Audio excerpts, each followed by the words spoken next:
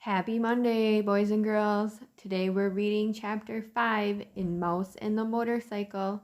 Here are your questions for you. What was the agreement that Ralph and Keith came up with about riding the motorcycle? So, how do you think it's going to start? The agreement that Ralph and Keith came up with about riding the motorcycle was, and then you tell me what the agreement was. What were some of the things that were scaring Ralph as he rode the motorcycle? Some of the things that were scaring Ralph as he rode the motorcycle were, and notice how it says things, so you need more than one. Make a connection to this book/chapter. So that could be, I have stayed in a little hotel like Keith has, or I have a toy motorcycle, that's my favorite. Something along those lines. All right, we have synonyms down here, and a synonym is a word that has similar meaning. We have trembling, scurrying, dismounted. So you need to come up with a word or two that would mean the same as trembling. Then for scurrying, and then for dismounted. And those are the page numbers where the words are, so you can look back there and see if your word would fit where this word would be. Okay? Go ahead, get out your chapter, and we will start.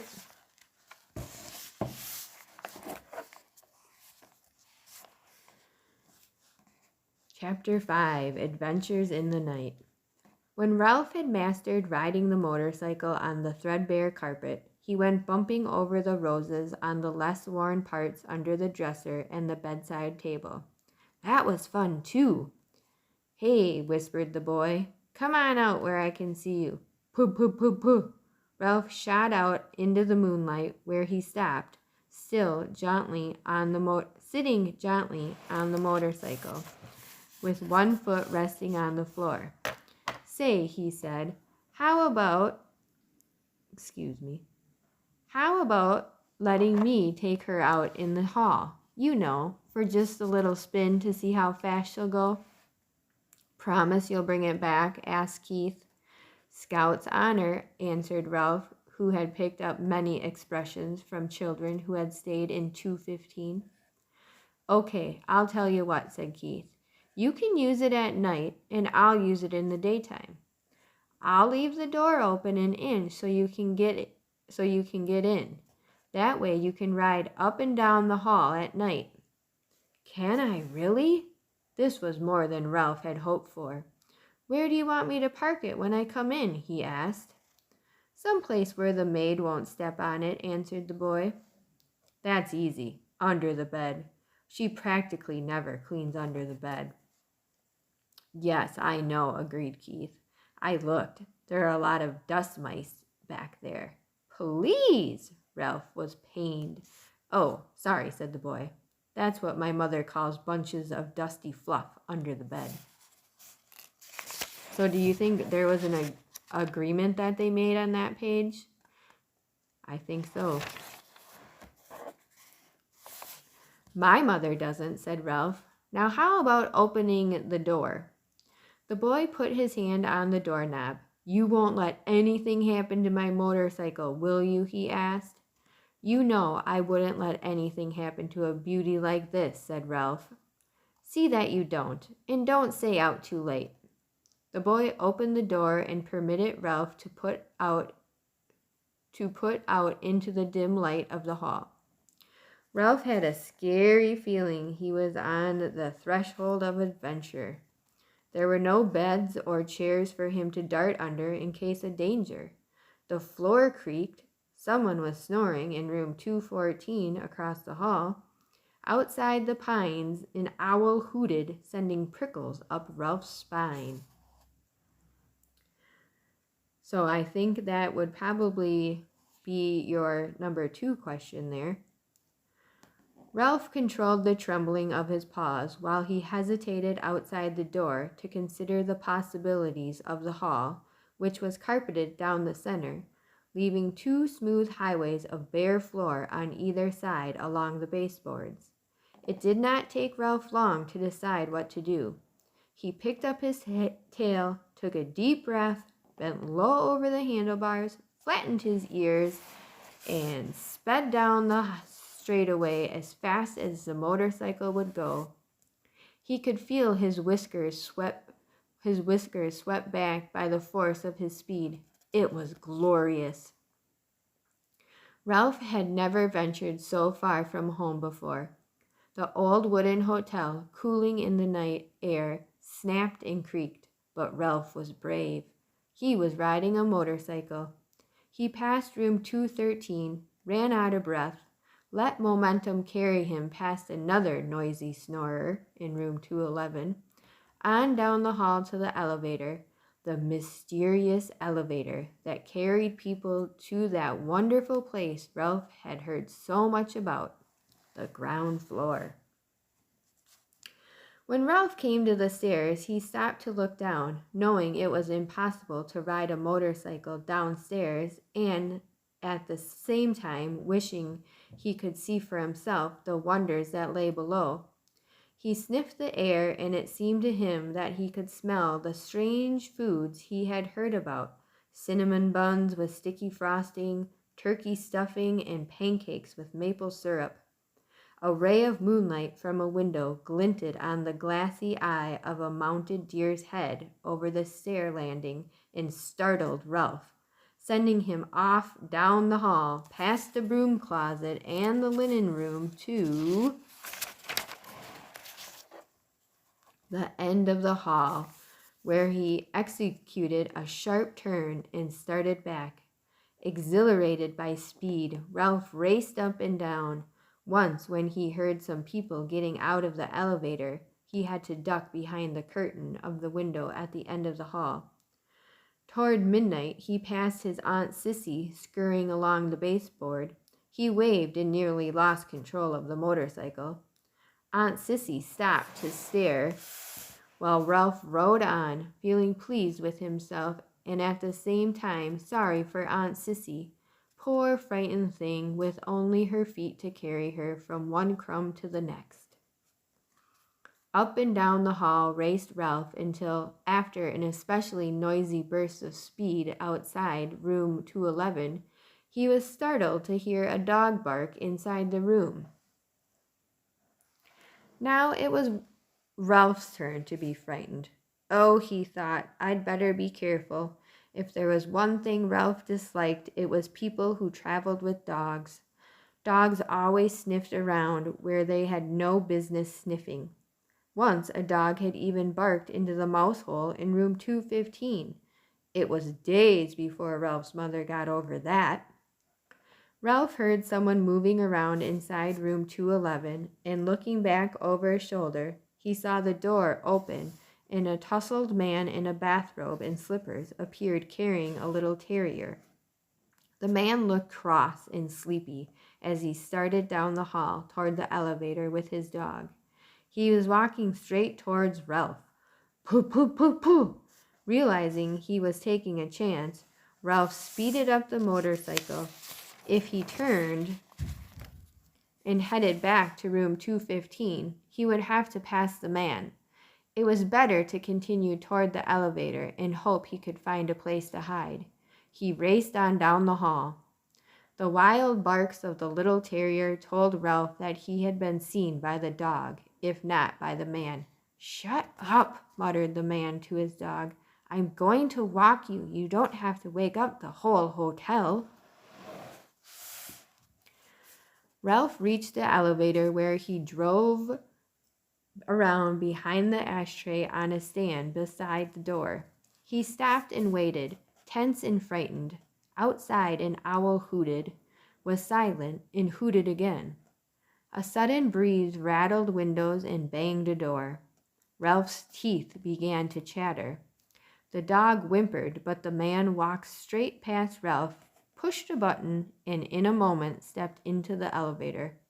Whew, thought Ralph, when the elevator door had closed on the sleepy man and his noisy dog. Maybe he had better lie low for a while.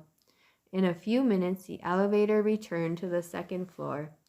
As the man stepped out, the little dog looked over his shoulder and spied Ralph parked behind the ashtray stand.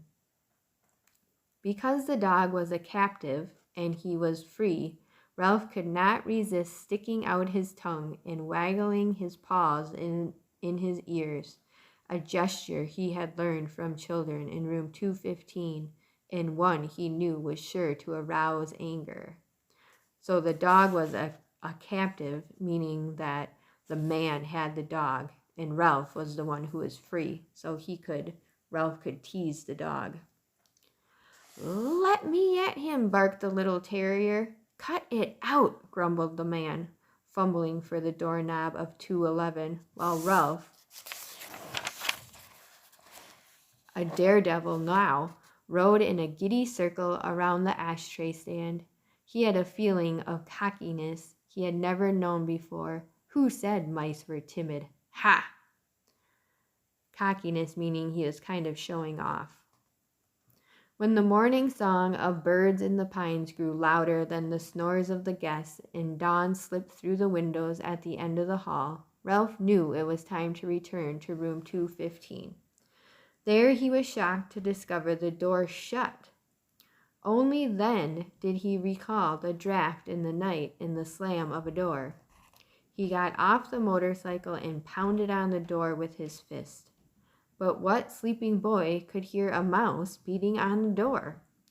Ralph knew from experience that he could flatten himself out and crawl under the door of room 215, but there was no way he could get the motorcycle through the crack, not even by laying it on its side and pushing. The handlebars were too wide. Ralph dismounted from the motorcycle. So if he dismounted, what did he do? That's one of your words. Sat down and leaned back against the baseboard, prepared to guard the motorcycle, until Keith awoke and discovered the door blown shut. He was tired after a night of such great excitement and full of dreams. Now that he had seen the hall, he could no longer be satisfied with room 215. It was not enough. He longed to see the rest of the world, the dining room and the kitchen and the storeroom and the garbage cans out back. He wanted to see the game room where he had been told grown-up people played games with cards and balls and paddles. He wanted to go outdoors and brave the owls to hunt for seeds. Ralph, a growing mouse who needed his rest, dozed off against the baseboard beside the motorcycle. After the experiences of this night, he would never be the same mouse again. The next thing Ralph knew, Matt, the bellboy, was standing over him. Aren't you out pretty late? Matt asked, causing Ralph to jump to his feet, even though he was not entirely awake. You should have been in bed long ago, but I suppose you were out till all hours, speeding around on that motorcycle. Ralph had seen Matt many times, but this was the first time the old man had spoken to him. He was astonished to discover they spoke the same language. Even so, Ralph stood in front of the motorcycle. Anyone who tried to take it away from him would have to fight Ralph first. Nice little machine you got there, remarked Matt. Kinda wish I was young enough to ride one myself. Must be fun, speeding along, making all that noise. Ralph realized that Matt was a friend.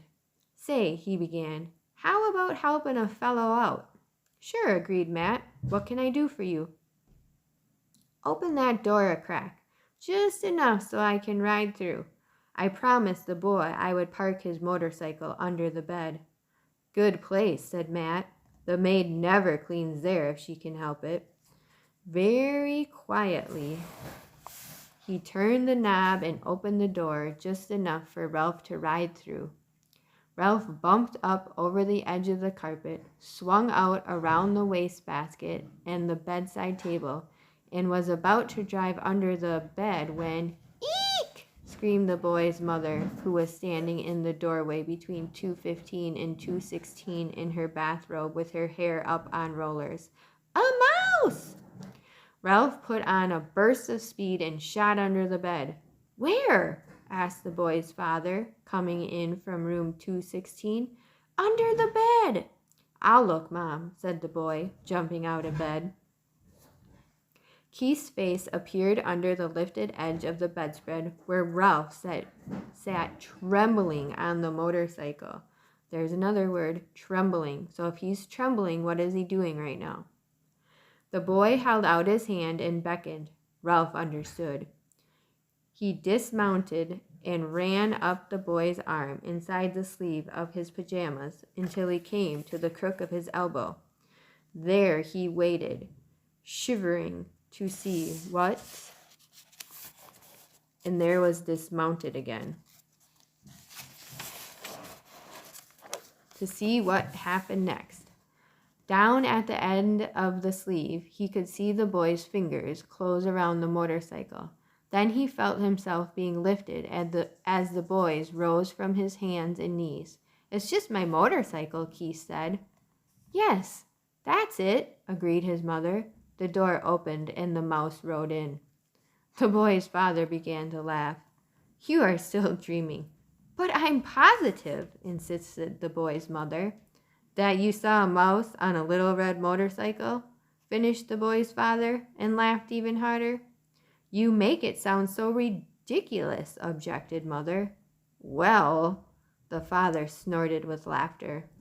"Well, perhaps I was dreaming," admitted the mother reluctantly. "But I know I saw a mouse.